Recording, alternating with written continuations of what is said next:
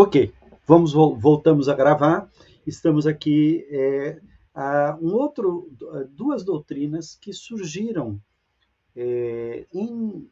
dentro das igrejas tradicionais e que foram imediatamente adotadas, principalmente pelas igrejas neopentecostais, é justamente a batalha espiritual e a quebra de maldições. Elas são intimamente ligadas uma à outra, né? No neopentecostalismo há uma crença na existência de uma batalha espiritual contra forças malignas. Na verdade, não é só no neopentecostalismo. No cristianismo existe essa crença de que há uma batalha. E essa batalha é mostrada em vários textos bíblicos e tal. A questão é que nos últimos tempos ela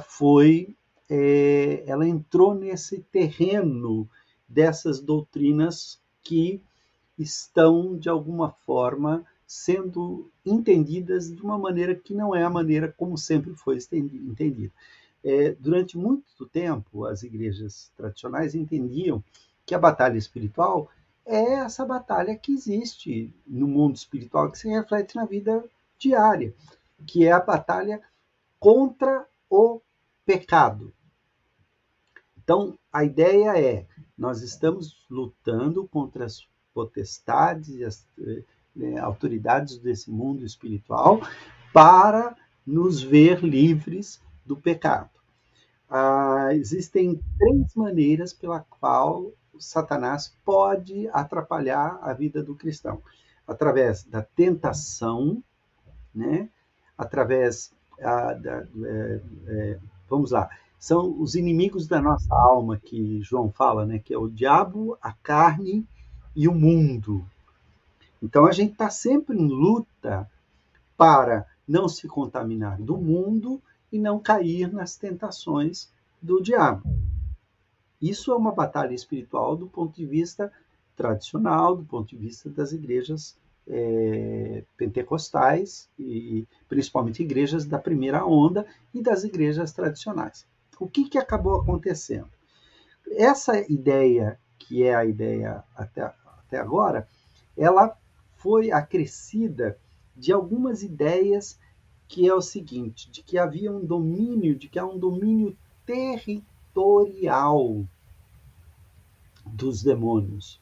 Os demônios, eles, segundo essa maneira de pensar, eles tomam posse de espaços de países, de nações, de bairros, de cidades, e eles acabam se tornando o príncipe daquela cidade, né? Usando textos do Antigo Testamento que mostram essa maneira de entender, mas é uma maneira simbólica de entender.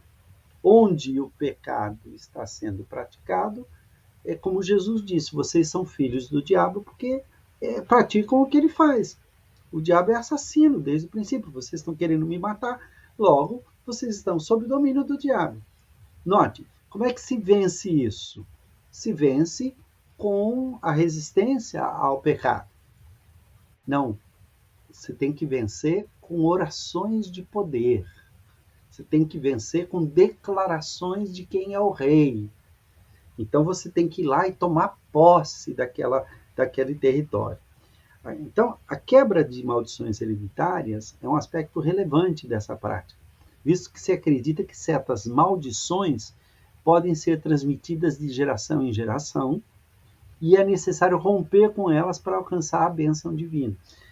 A ideia básica é que eles pegam um versículo pela metade. Eles pegam aquele versículo que fala do segundo mandamento, né? Que não farás para ti imagem de escultura e tal, e a razão, porque o Senhor como é que é? Deixa eu achar aqui, porque a memória está falhando hoje. Deixa eu abrir aqui. Não é aquela que o Senhor visita as gerações, Isso, os que exatamente. pecaram, e Visitarei 1000 gerações aqueles que não isso, pecaram? até 1000 gerações daqueles que vamos dar uma olhada aqui no texto, porque é interessante a gente ver exatamente o que está escrito, porque o grande problema dessa teologia é justamente a distorção do texto bíblico. Eu estou aqui colocando esse texto aqui para vocês. Deixa eu abrir aqui, deixar ele maior, só para ficar bem claro aqui. Tá, a visualização de leitura. Vocês estão vendo aí o texto bíblico? Êxodo 20. Aqui o versículo 4. Não farás para ti imagem de escultura e tal. Não as adorarás, nem lhes darás culto, porque eu sou o Senhor teu Deus, Deus zeloso, que visita a iniquidade dos pais nos filhos até terceira e quarta geração daqueles que me aborrecem. Então eles dizem, olha, se você pecar, você recebe a visitação da iniquidade, Deus visita a tua iniquidade, visita do teu filho, visita até a terceira e a quarta geração, do seu neto, do seu bisneto. E param por aí. Então, olha aí, a maldição que caiu sobre o teu avô pode estar sobre a tua vida. E o demônio que causou essa maldição, quando o seu avô morreu, ele migrou para o seu pai. E quando o seu pai morreu, ele migrou para você. Então esse demônio tem que ser repreendido e expulso. Só que a questão é que a maneira de repreender qualquer visitação da iniquidade não é repreendendo o demônio que está causando, porque não é o demônio que visita, quem visita é Deus. Então é Deus que está visitando, o demônio não tem nada a ver com isso. Ele visita a minha iniquidade, se não houver conversão, até a terceira e quarta geração. Mas e se houver conversão? Faço misericórdia até 1000 gerações daqueles que me amam e guardam os meus mandamentos. Será que esse texto está dizendo para a gente ficar fazendo conta? A minha avó era crente, então tem 1000 gerações que vão estar livres de maldição. Mas aí o meu filho pecou, e aí quebrou a bênção da minha avó. Não, não é isso que o texto está dizendo. O que o texto está dizendo é que a bênção é muito maior do que a maldição. Que o poder da bênção de Deus é maior do que a visitação da iniquidade. É só isso que eu estou dizendo. É uma maneira judaica de dizer que Deus tem mais misericórdia do que zelo e ira, nesse sentido de vingar a iniquidade. O que esse pessoal fez? Pegou esse texto, cortou ele na metade, e você pega, por exemplo, eu li um livro inteirinho sobre maldição hereditária, ele só citou 3 versículos da Bíblia no livro inteiro, porque ele só pegava essa parte do versículo. O mesmo versículo sendo repetido em vários outros lugares. Então, esse é o grande problema da teologia de quebra de maldições, que vai, de certa forma, retroalimentar com essa ideia de demônios territoriais, que está baseado lá naquele capítulo 7, 8 e 9 de Daniel, que Daniel começa a orar, e Miguel é enviado para abençoar Daniel, e ele diz, olha, o anjo do rei, o príncipe da Pérsia, que é o anjo da Pérsia, me resistiu por 21 dias, e eu tive que derrotar. Não, ele diz, eu vim para atender a sua oração, e Miguel teve que me auxiliar para que a gente pudesse chegar. Por isso que eu demorei para chegar aqui. Ora, esse texto é muito enigmático, é difícil a gente dar uma interpretação clara, mas o que esse pessoal faz é pegar essa obscuridade que o texto tem e tirar 1000 doutrinas daí que não tem base bíblica. Maurício pediu a palavra primeiro, Samuel logo em seguida. Bem rapidinho, podem falar. Professor, então sobre quem, por exemplo, está tendo agora nas igrejas sobre quebras e maldições, né? Uhum. Isso é válido, é exegético, é ortodoxo, ou isso é mais uma coisa para... Isso faz parte dessas doutrinas que a gente precisa tomar muito cuidado. O que eu penso sobre esse assunto? Essa é a minha opinião. Claro que os irmãos têm discernimento, devem examinar e ver o que achar. O que eu penso sobre isso? Já te dou a palavra, viu, Samuel? Eu penso o seguinte, quando você tem um Windows no seu computador, por exemplo, Windows 8.0, e ele está cheio de problemas, de bugs e tal, fala, quer saber, eu vou passar para o Windows 10, aquela versão que está funcionando direitinho e tal, e vou substituir. Eu pego o instalador do Windows, vou lá, e ele instala no meu computador, ele apaga todo o registro da versão 8, que está cheia de bugs e de problemas, e instala uma versão nova, fresquinha, que está funcionando direitinho. A partir daquele momento, eu não tenho mais problema com a versão 8, porque ela foi apagada do meu registro. Será que Deus é menos eficiente em dar para a gente uma nova vida do que a Microsoft?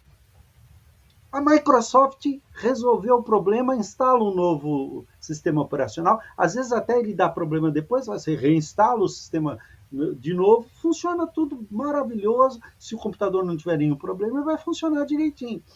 Deus, quando dá para a gente uma nova vida, tudo quanto é bug do passado, da velha vida, dos ancestrais, é tudo apagado. Deus resolve essas questões. Eu não preciso ficar investigando qual demônio que sobrou e esse demônio escapou de Deus e está atormentando a minha vida porque ele atormentou meu avô, meu bisavô, meu tetravô, meu tataravô, faz 350 gerações, não sei o quê. Gente, eu não tenho capacidade para fazer isso. Deus faz a instalação completa. Então, na minha opinião, você crê em Jesus Cristo, você anda com Jesus Cristo, você está abençoado por Deus. A vingança da tua iniquidade não vai ocorrer. Por quê? Porque você está salvo pelo sangue de Jesus, você está coberto pelo sangue de Jesus. O vingador não passa, não entra na tua casa, ele passa por cima. Essa é a minha opinião sobre esse assunto. Samuel, pode falar. Ô, professor, o que acho interessante é que quando a gente vê como a própria Bíblia refuta dessa questão de maldição hereditária. Claro. Na vida dos reis. Isso. Manassés e Ezequias. Josias não foi amaldiçoado pelo... O Manassés foi amaldiçoado pelo seu próprio pecado. O Manassés é avô do Josias. E Josias foi uma bênção. Então, aí isso cai por terra, porque já que a ideia é de uma sequência, né? Ezequiel fala sobre esse assunto, Jeremias fala, ele diz assim, o homem que pecar, esse morrerá. O filho não pagará pelo pecado do pai. O neto não vai pagar pelo pecado do avô. Isso está claro na palavra de Deus. Os pais comeram uvas verdes e os dentes dos filhos se embotaram. Os filhos, exatamente. Quer dizer, o dente do filho está estragado porque o avô comeu uva verde. Não, peraí. Então, claro, a Bíblia, o que ela está dizendo ali é que se há persistência no pecado, a vida da pessoa vai de mal a pior. Mas se há uma busca sincera de Deus, a bênção de Deus é muito maior do que a visitação da iniquidade. Note que o texto nem fala de maldição, hein? Porque é interessante que em nenhum lugar da Bíblia se diz que Deus amaldiçoou o seu povo. Deus sempre amaldiçoa aquele que sai debaixo da sua bênção. A maldição, ela já está sobre aqueles que estão distantes de Deus. Se eu estou debaixo da ação de Deus e eu saio dessa esfera de influência, eu vou entrar na zona de maldição. Então não é que Deus está amaldiçoando o seu filho. A maldição está ali, não é para mim, mas eu vou atrás dela. Percebe? Então a questão, você não resolve isso com oração de quebra de maldições. Essa que é a minha questão. Embora seja uma batalha espiritual, não tenha dúvida. Embora eu tenha que orar. E se houver uma ocasião em que um demônio está dominando uma vida, eu vou mandar ele sair em nome de Jesus. Mas note, isso não é quebra de maldições.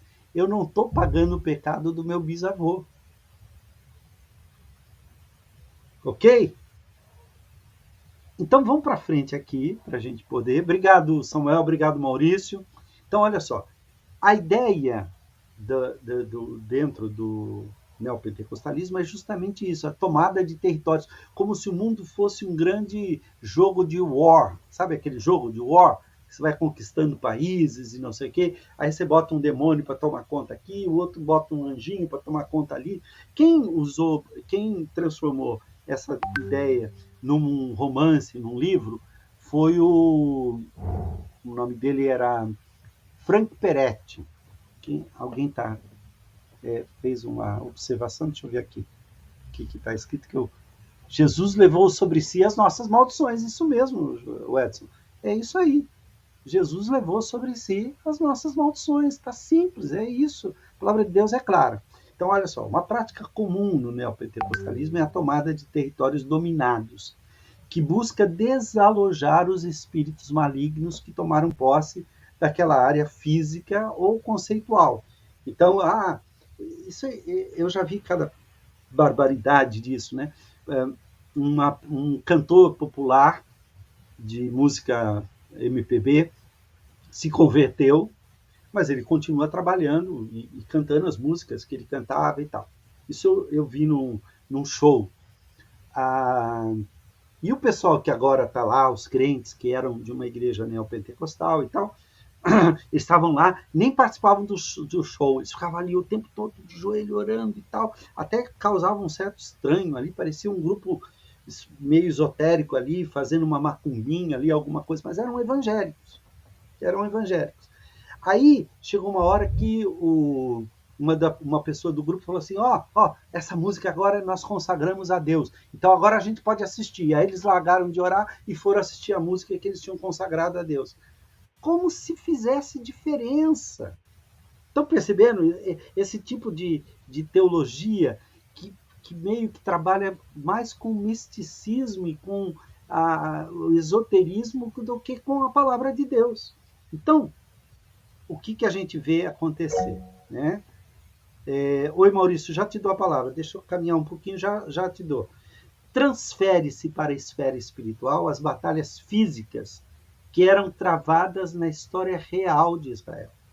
Elas eram reflexos do mundo espiritual invisível. Literatura de Frank Peretti, por exemplo, Este Mundo Tenebroso, popularizou a teologia difundida pelo Fuller Seminary. O Fuller tinha um pesquisador lá, o Peter Wagner, que produziu livros sobre esse assunto, se uniu a Neuza Itioca aqui no Brasil, que falava também um pouquinho sobre isso, e o neopentecostalismo acabou adotando esse movimento, essa ideia, que também é associada à ideia do líder poderoso, que é apóstolo, ou é bispo, primaz, é isso e aquilo. Deu para entender? Vamos lá, Maurício, pode falar.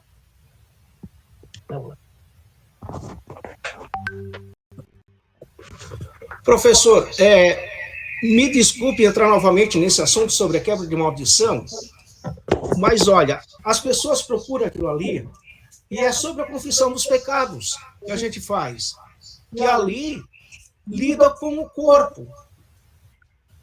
Sim. E aí é que os membros do corpo estão conectados a eles. E se esse corpo está doente por causa do pecado que ele cometeu, algum erro, tá? Ele confessa esse pecado e aí esse membro volta ao corpo. E o cabeça é Jesus Cristo. Aí nós precisamos focalizar aí dentro. É esse a questão da quebra de maldição. Inclusive, né? É o que está acontecendo. Você está falando de uma experiência com quebra de maldições que está buscando uma maneira saudável de lidar com pecados de uma pessoa que confessa os seus pecados. Note, vocês não estão reunindo para orar para Deus perdoar o pecado que o avô cometeu, nem o pecado que o bisavô cometeu. Você está orando para que Deus perdoe o pecado daquela pessoa, e é o que nós devemos fazer com uma pessoa que está arrependida, e você está fazendo uma correção fraterna desse irmão para reconduzi-lo ao trabalho do Senhor, a vida com Deus. Eu acho que tem um celular que está aberto aí, por isso. Ele deve estar ainda com isso. Então, note, essa é uma maneira saudável de trabalhar o assunto. tem muita gente séria que tem que fazer um trabalho bem feito. Vamos orar pela pessoa que está confessando os seus pecados e tal. Isso não é quebra de maldições. Isso é orar pelo perdão de alguém que se arrependeu. Isso faz parte da prática normal do Evangelho. Por isso que eu disse que essa prática de orar pelas pessoas que sentem que estão em pecado é uma prática corriqueira dentro do mundo evangélico e correta dentro da palavra de Deus. O que o pessoal da teologia da neopentecostal faz é transformar isso numa espécie assim de feitiço contra o feiticeiro. Então, lançaram um feitiço sobre esse irmão, vamos fazer um outro feitiço para tirar o feitiço. Não, não tem que fazer feitiço nenhum. É simples. Ora para que ele tome consciência e tome posse do perdão que Deus já lhe deu desde a eternidade. O problema é que ele ainda não tomou posse disso, no sentido de que ele não tomou consciência de que Deus já o perdoou, de que a obra de Cristo foi completa, que Cristo levou sobre si as nossas maldições. Deu para entender, mais ou menos? Então, isso que você está descrevendo não é a quebra de maldições feita por esses grupos. É uma maneira saudável de orar por um irmão que está precisando de ser restaurado ao corpo. Ok, professor, muito obrigado. Nada, eu que agradeço. Vamos em frente, então. Da mesma forma, imposição de mãos, por exemplo, e manifestações sobrenaturais é muito comum. Isso existe desde o início do cristianismo. Jesus impunha as mãos, o Antigo Testamento usava o óleo da unção, Tiago vai dizer para ungir com óleo e tal. Ok. O problema é quando você atribui poder sobrenatural ao ato e não a Deus que abençoa o ato. A imposição de mãos é uma prática comum no neopentecostalismo, mas é considerado um meio de transmitir bênçãos, curas e dons espirituais. Mas note, essa prática vem de igrejas tradicionais, do pentecostalismo clássico, mas a prática é de simbolizar a transferência do poder de Deus para a pessoa. No neopentecostalismo, não é de Deus, é do líder. É aquele cara que tem poder. É aquele cara que se ele impuser as mãos, cai. O outro não adianta impor as mãos, não vai cair.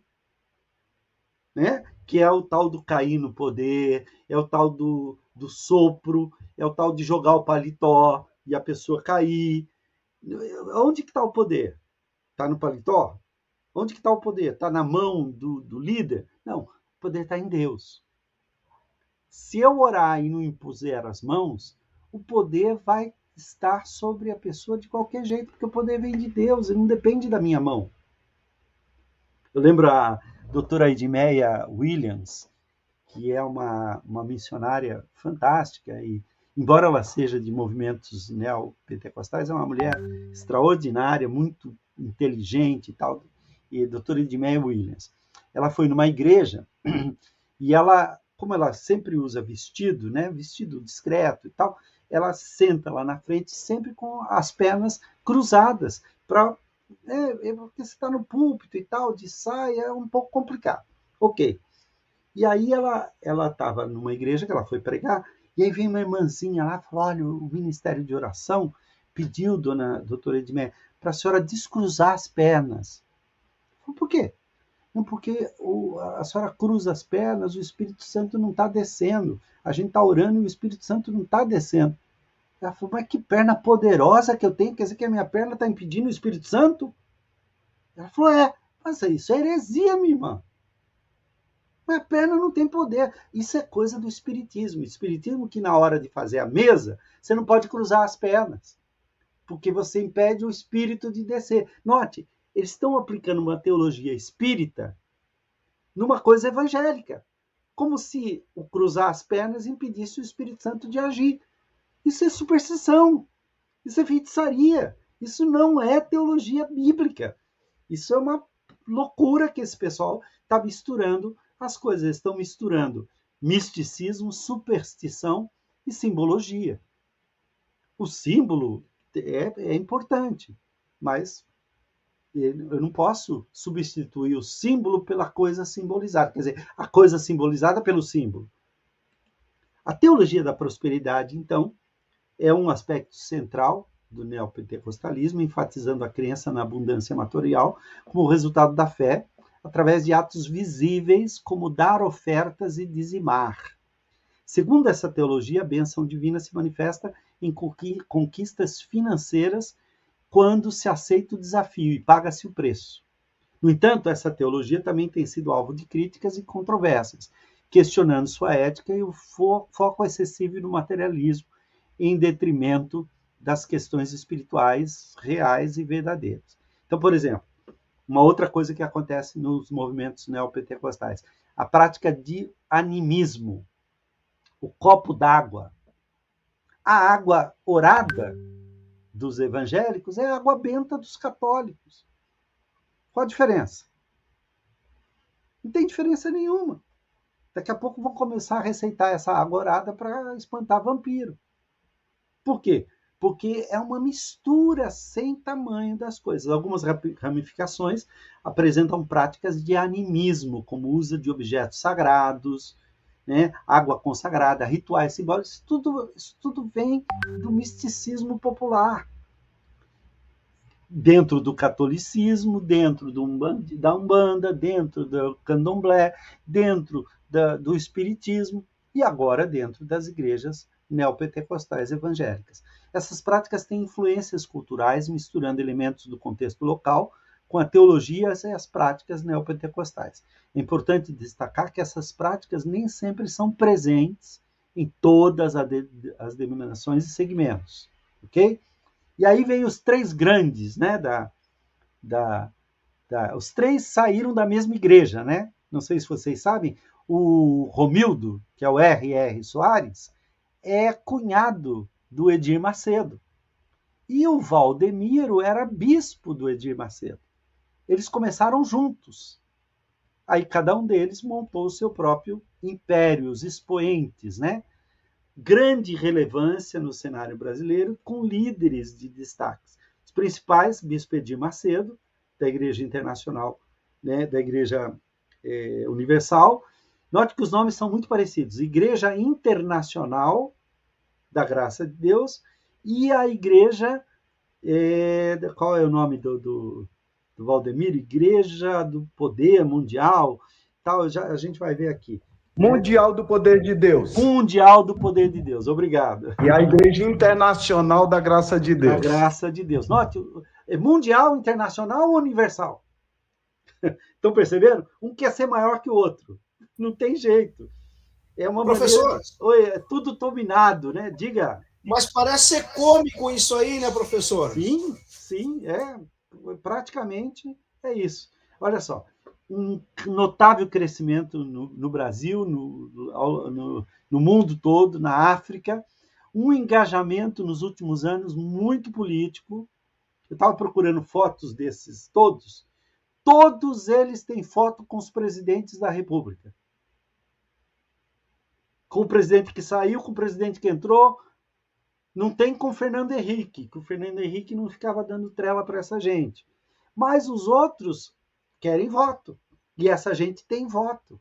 Eles conseguem obrigar os membros a votar. Uma das características é esse engajamento político. Só que não é um engajamento político saudável. É aquele clientelismo. Então, o camarada, o Bispo Macedo, conseguiu comprar a Record por causa de ter envolvimento político. Porque é uma concessão pública. Televisão é concessão do Estado. Agora, a gente sabe, todas as televisões têm um poder por detrás dessas televisões, todas elas. Instituições e líderes neopentecostais têm se envolvido ativamente em questões de política partidária, influenciando a formação da opinião pública e ocupando espaços, né? Eles trocam os votos por cargos, por benesses, por coisas assim. Alguns se tornam verdadeiros cabos eleitorais em troca de poder político. seu apoio ou oposição a determinadas políticas e políticos, bem como suas ações, né, não sociais, aqui entrou sociais, tem impacto sobre a vida contemporânea. Então, isso tudo provocou uma grande transformação e é uma fonte inesgotável de escândalos. Lavagem de dinheiro, dinheiro na cueca, dinheiro na mala, dinheiro que sai para o exterior, como o caso do casal Estevão Hernandes e a Bispa Sônia, que foram pegos com dinheiro, saindo com dinheiro, o cara que... Tudo isso está manchando a história das igrejas e a história da igreja. O neopentecostalismo rompe com a tradição histórica, a teologia, a prática litúrgica, quando prioriza uma abordagem contemporânea que funciona, de marketing. O movimento não tem vínculos com a história da igreja. Ele se afastou do cristianismo. Há vários pastores que estão se declarando: eu não sou mais evangélico, porque evangélico virou sinônimo de neopentecostal. Importam práticas de religiões mediúnicas, né, do espiritismo, do candomblé, da umbanda, e esotéricas. A igreja do Alziro Zarur, que agora tem aquele sucessor dele, que é o Paiva Neto e tal, que é uma igreja espírita, não tem nada de cristã, aquela igreja, a Legião da Boa Vontade, né? É uma legião, literalmente. E as adaptam com uma roupagem cristã. E aí vem, então, as principais denominações. Ok? A Igreja Universal do Reino de Deus. Tá? Ela foi fundada em 1977 por Edir Macedo. Tá? É a principal da teologia da prosperidade, e na batalha espiritual usa a expulsão de demônios, entrevista com demônios e tudo aquilo. Ela tem uma presença global significativa, com templos espalhados por diversos países. Portugal tem muito, a Europa está cheio. É interessante que eu conheço pessoas que frequentam algumas igrejas em Portugal, na França e em países da Europa, igrejas universal do Reino de Deus, e elas me relatam, são amigos meus, dizem: olha, eu fiquei surpreso, porque lá eles parecem mais uma igreja tradicional do Brasil. Quando afasta, pode perder completamente a identidade ou adotar uma identidade mais cristã evangélica. A igreja é conhecida por seu forte engajamento político, influenciando a opinião pública e a esfera política nos países em que está presente. Na África, tem sido um grande problema. O pessoal africano quer nacionalizar a igreja, e os líderes que vêm do Brasil tentam tirar os ministérios dos pastores locais, porque os pastores locais estavam se sentindo desvalorizados, porque não recebiam salários e tal. Então, eles resolveram romper com a sede e criar uma igreja própria. Isso foi em Angola, por exemplo, foi para a justiça está tratando do caso, está um grande escândalo. Fora isso, existe uma série de críticas que eles fazem à cultura africana, que acaba entrando em choque com a cultura local. E não é só crítica à feitiçaria, crítica a coisas que são culturais realmente. É um problema que está acontecendo dentro da África com as igrejas neopentecostais. A Igreja Internacional da Graça de Deus, né, que é o Romildo R. Soares, eu não sei o que o outro R significa, foi fundada 3 anos depois do Macedo, em 80. Sua ênfase na graça e na salvação, mas como uma ênfase muito grande nas curas. Forte influência da teologia da prosperidade, mas nesse aspecto muito mais de cura, oração por bênçãos e tal. Ela tem também uma presença nacional e internacional e atua muito na televisão. O R.R. Soares e o Edir Macedo trabalham muito na televisão. Isso diferencia das pentecostais de segunda onda, que trabalhavam muito no rádio. Ok? A terceira onda descobriu a televisão. Vai surgir uma quarta onda que vai descobrir a internet. Vamos esperar. Né? A atuação está centrada em programas de televisão e rádio, alcançando um público amplo e diversificado. A Igreja Mundial do Poder de Deus, Valdemiro Santiago, 1998. Ele trabalhou muitos anos com o Edir Macedo, mas começou a crescer demais e tal. Ele está passando por problemas muito sérios, parece que ele está perdendo muita coisa. Eu li uma notícia que empenharam, inclusive, o dízimo da igreja. Todo o dízimo que entrar é para pagar dívidas e tal, e tal.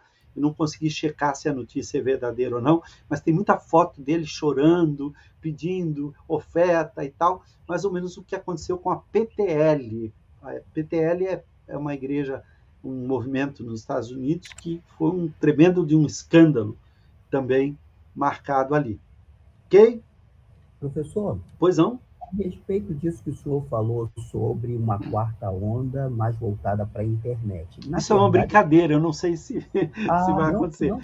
Até é algo até relevante de se considerar, pois porque a internet hoje tem sido, depois da pandemia, um dos veículos mais explorados em termos de aproximação da igreja, tanto povo, dos fiéis, como até ferramenta de evangelização. Mas isso não tão propriamente para corrente neopentecostal, mas de todas as igrejas. Quem tem usado muito isso são igrejas tradicionais e movimentos tradicionais. O calvinismo tem usado muito isso. Exatamente. Né? Inclusive tem causado algum problema dentro das igrejas pentecostais de primeira onda, principalmente a Assembleia de Deus. Há uma reclamação de que estão conquistando os jovens e tal. Eu, por exemplo, eu estou de ano sabático na igreja. Eu estava precisando descansar um pouquinho e tal. Faz 37 anos que eu sou pastor. E eu estou trabalhando muito pela internet. Eu estou fazendo um ministério de pregação, de mensagens, de estudos pela internet. Então, de fato, eu acho que existe um nicho aí muito grande que pode ser aproveitado por todos os pastores, por todas as igrejas. Eu acho que as igrejas neopentecostais, dependendo do tipo, não se envolve com isso, porque o público que eles querem atingir não acessam a internet. Existem igrejas que já pegam um público que acessa a internet. Então, você tem movimentos aí que, principalmente pessoas idosas que estão começando a aprender a usar o celular e tal, essas pessoas estão sendo muito abençoadas pelos ministérios através da internet. Então, olha, a Igreja Mundial do Poder de Deus. Eu fiz uma brincadeira, mas no fundo, é uma tendência que eu tenho observado. Viu? Quem foi que falou? Foi o Paulo?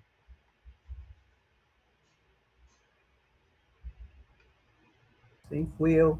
Então. Então, assim, eu brinquei, mas é uma brincadeira meio séria. Olha só, a igreja Renascer em Cristo, que atinge um público da classe média, não é? Ela foi fundada em 1986 por Estevão Hernandes e Sônia Hernandes. Eles trabalham muito, eles começaram com rock, atingindo uma população jovem, que gostava muito do rock. Essa população cresceu e se tornou adulto, e eles começaram a atingir, através de celebridades, Kaká e tal, atingir um pessoal de nível classe média e classe alta, né? Ela tem na área social projetos que foram muito relevantes, até que eles adotaram a teologia da prosperidade. E aí a coisa complicou, né? Então eles se preocupam muito com o marketing pessoal, né? Roupas caras de grife. Eu lembro de uma época que o Estevão Hernandes obrigou todos os pastores que trabalhavam com ele, quando ele foi para o spa, emagreceu, ficou bem magrinho, todo mundo tinha que fazer o mesmo. Quem não perdesse a meta de quilos foi mandado embora da igreja. Eu lembro disso. Eu lembro que isso hoje em dia ele seria processado por discriminação. Fica à vontade, José. Eu vou precisar terminar por volta de 1h30, porque eu tenho que assistir uma aula lá da África às 2h, e eles pediram que eu dê uma palavrinha no início, e logo depois eu vou viajar. Então eu estou encerrando, vou mandar esse material para vocês, para a gente poder terminar, e vou passar o trabalho para vocês, viu? Então, só para te avisar, para você não voltar à toa. Tá bom, José Adson? A Igreja Internacional Apostólica, plenitude do trono de Deus. Note, ó, Internacional Apostólica, plenitude do trono de Deus. É do Agenor Duque, em 2002. Caracteriza-se por uma abordagem apostólica, liderança forte e profética, com ênfase em manifestações sobrenaturais e batalha espiritual. A IAPTD possui templos em vários países, atraindo seguidores, e aqui também não é tão atraída pela ação social, né? Eles têm uma influência social muito grande. O movimento celular do G12, que começou dentro do neopentecostalismo. Foi fundado na Colômbia, em 1983, pelo pastor César Castellanos, baseado no modelo dos 12 discípulos de Jesus, só que é um modelo diferente do que Jesus fez. Quer dizer, ele usou o pretexto, porque aí a ideia ele é o Jesus e os apóstolos são os 12 líderes que ele nomeou. E cada um vai nomear os seus 12 líderes e vai formar células e tal. É mais ou menos assim que funciona essa ideia. Essa ideia não é originária do Castellanos. Quem lançou essa ideia inicialmente foi um católico, um frei ultra tradicional chamado Juan Pablo Escrivá, que é o fundador da Opus Dei. Ele que lançou essa ideia, e o Castellano copiou dele esta ideia e adaptou para o meio evangélico. Característica é a ênfase no discipulado, multiplicação de líderes e crescimento através de células. Note, a ideia de crescimento através de células surgiu através da Assembleia de Deus da Coreia. A ideia de discipulado, ela é muito forte, foi muito usada por Juan Carlos Ortiz, da Argentina, também da Assembleia de Deus. Então, esse movimento, essa ideia vai tomar corpo dentro das igrejas pentecostais de primeira onda, mas é um método que a igreja sempre usou para se reunir quando não tinha templo. A igreja sempre se reuniu em células, só que não tinha esse nome. Eram igrejas nos lares, nas casas. Eram pequenos grupos que se reuniam. Quando começou a haver templo físico, eles deixaram essas reuniões nas casas e passaram para os templos. Mas o Paul Yong-Shu e o Juan Carlos Ortiz, eles recuperaram essa ideia da igreja primitiva para haver uma maior aproximação das pessoas em células, nas casas, fazendo os cultos domésticos que a gente costuma fazer. A gente sempre fez culto nas casas, as igrejas protestantes, Assembleia de Deus, batistas, presbiterianos, metodistas, isso sempre existiu. A reunião principal era na igreja, mas havia cultos semanais nas casas das pessoas, reuniões de oração e tal. Só não eram chamadas de células. Então, esse movimento já existia. Só que o G12 vai usar isso como um instrumento de poder. A organização das células que se reúne é quase que uma mini-igreja onde as pessoas são treinadas para obedecer o líder. E o encontro que eles fazem uma espécie de retiro, é uma lavagem cerebral que se faz. Quando as pessoas participam do encontro com Deus, eles vão voltar, são proibidos de contar o que aconteceu lá, eles lá os celulares são retirados, eles ficam sem comunicação, às vezes até são proibidos de conversar uns com os outros e tal. E quando voltam, quando você pergunta agora, eles só diziam, antigamente, eles só diziam, olha, foi tremendo, que era uma maneira de despertar a curiosidade para a pessoa ir para o encontro e lá no encontro sofrer essa lavagem cerebral. E havia uma série de coisas, a pessoa era levada a perdoar a Deus, porque Deus não atendeu os seus pedidos e tal. Uma teologia muito estranha nos encontros, que acabava criando uma fábrica de pessoas desequilibradas. O movimento G12 trouxe algumas coisas boas, algumas igrejas começaram esse movimento e depois caminharam para uma igreja em células e tal, que é um sistema que comprovadamente funciona bem, mas algumas viraram nichos de poder, onde as pessoas disputavam pela liderança das almas. Ok?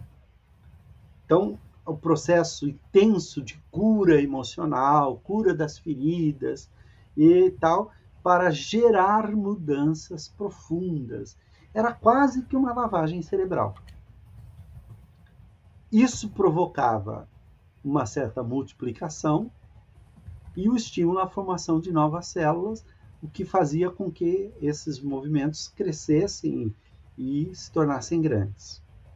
O movimento da confissão positiva, que teve início na década de 40, com pastores como Kenneth Hagin e Oral Roberts.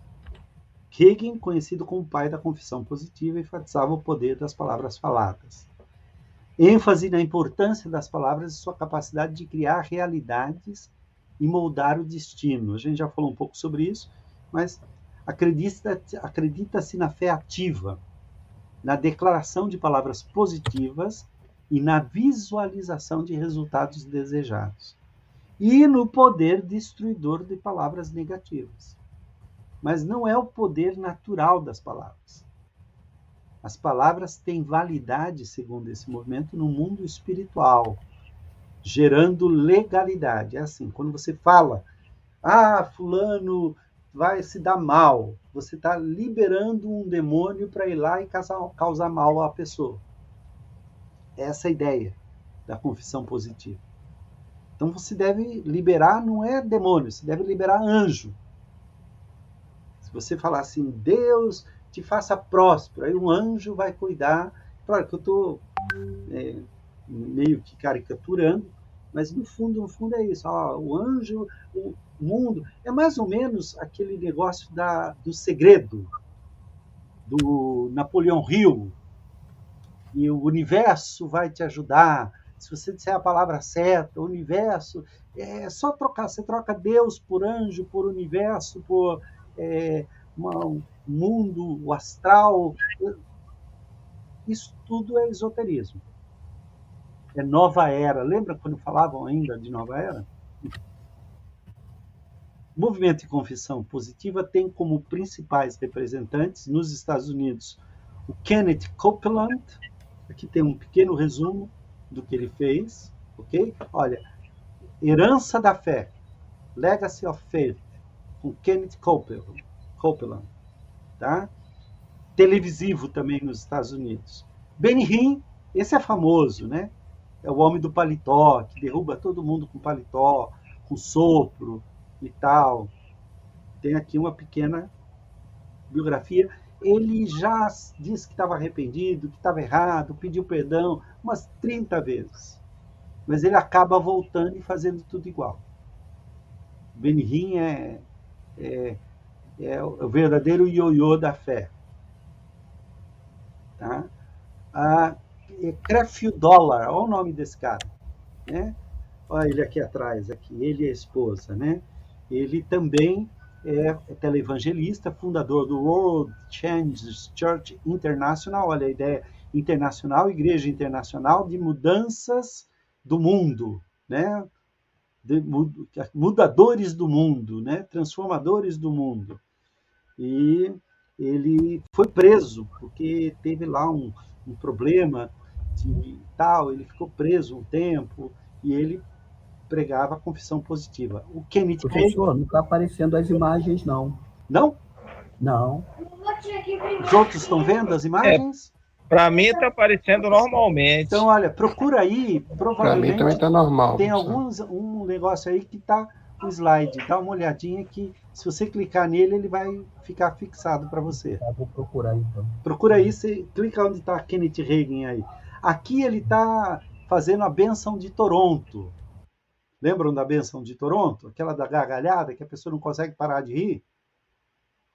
Depois ele falava da perna elétrica, que o cara saía correndo, que é uma coisa mais ou menos parecida com o sapatinho de fogo.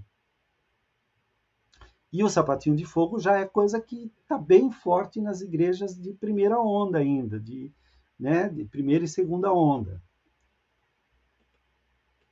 Ó, o Kenneth Hagin, que escreveu, tem muita coisa escrita e tal, e ele que fundou o Rema, Bible Training Center. Já ouviram falar da teologia do Rema e do Logos?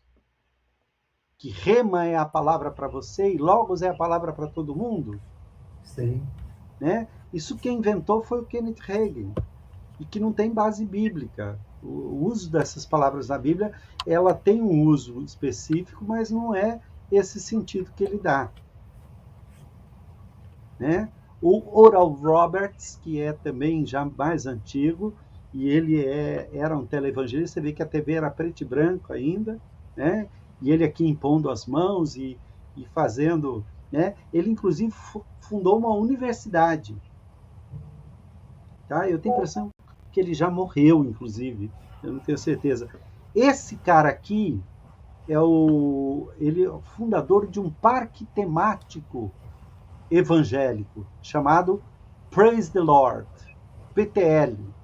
Esse parque foi à falência porque ele gastou todo o dinheiro com as amantes. Isso ficou provado e tal. Mas na época ele foi para a torre de oração, aquela torre lá em cima, e falou que ele ia fazer greve de fome e se Deus não desse para ele $1 milhão, ele iria morrer.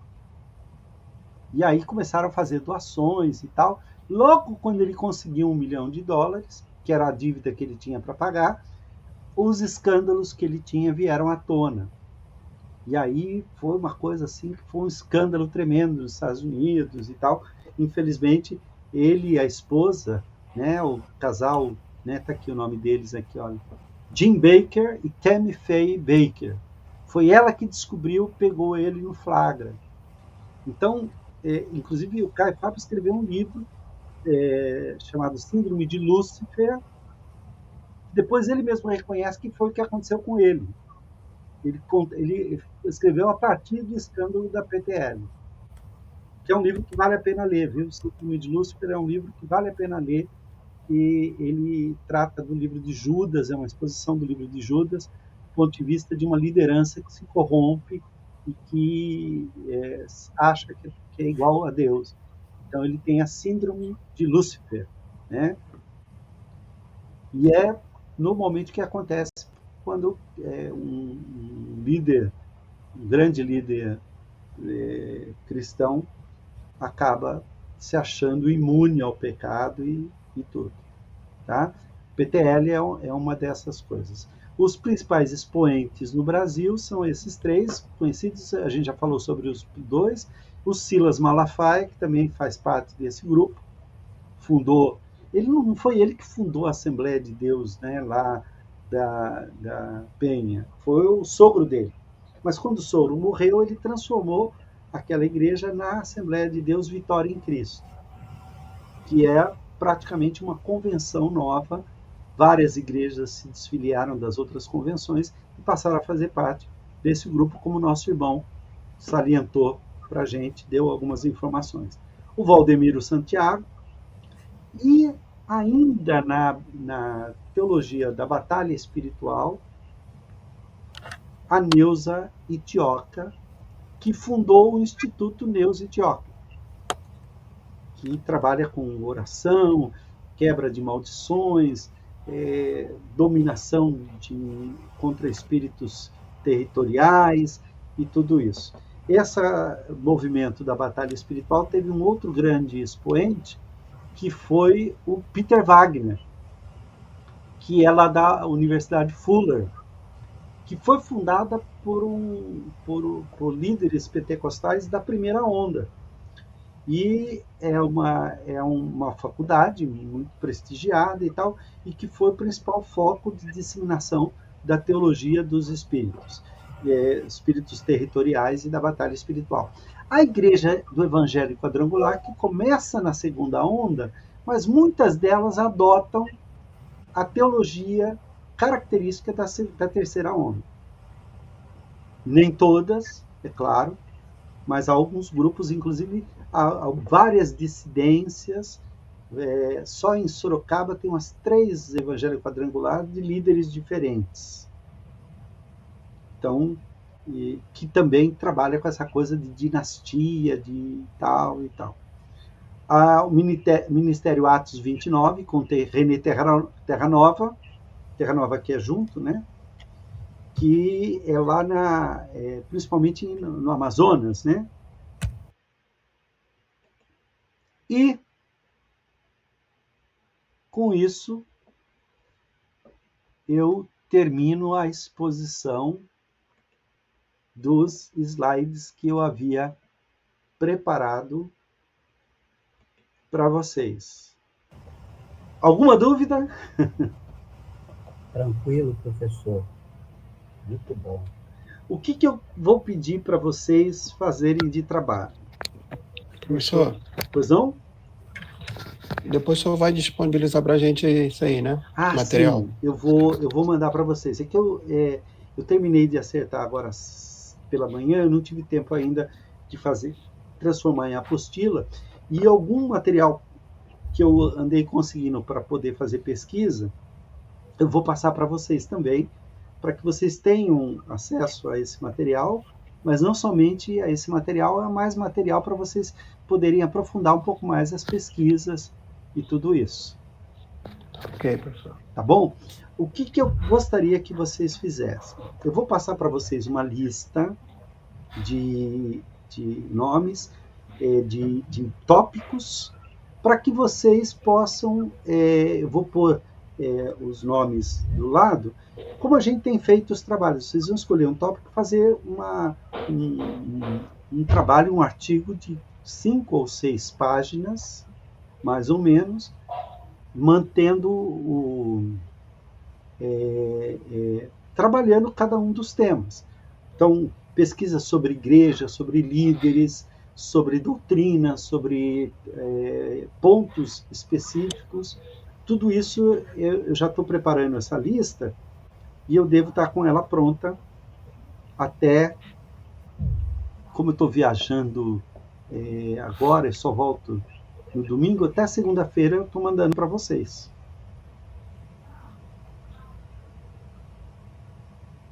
Alguma dúvida? Não, professor, tá ok. Ok.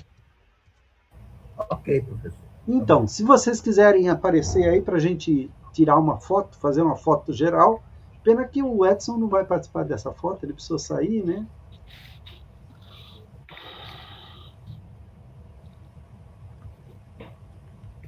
Ok. Vamos sair sair da toca um pouquinho? Gente, muito obrigado. Hoje eu peguei assim, correndo e tal, mas acho que deu para a gente ter um panorama bem geral e tal. Alguma novidade para vocês ou só organizou tudo que vocês já sabiam? Não, muita novidade. Ou desorganizou, não sei. Aula muito enriquecedora. Que bom. Como sempre, professor, como sempre. Louvado seja Deus. Eu fico muito feliz de saber que trouxe alguma coisa nova. Eu sei que muita coisa que eu falei aqui os irmãos já têm, alguns até já conhecem alguns desses assuntos assim mais profundamente do que eu. Fiz uma pesquisa bem ampla, porque é um assunto muito vasto, né? realmente muita coisa para gente trabalhar e tal. Graças a Deus a gente tem aí um grupo muito bom, muito bacana. Ok? E aí, todo mundo pronto para tirar fotografia?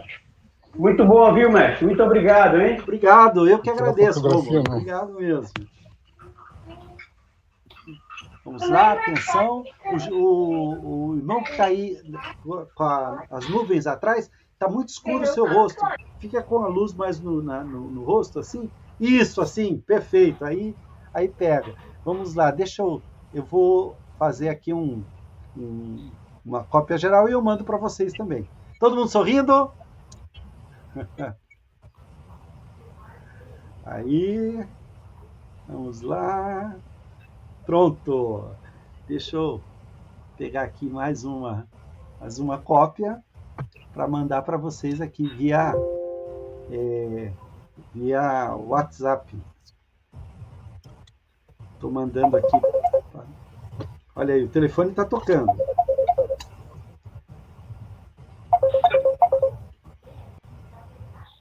Será que é o meu? Deixa eu ver. Acho que é o seu, não é. No meu não é, não.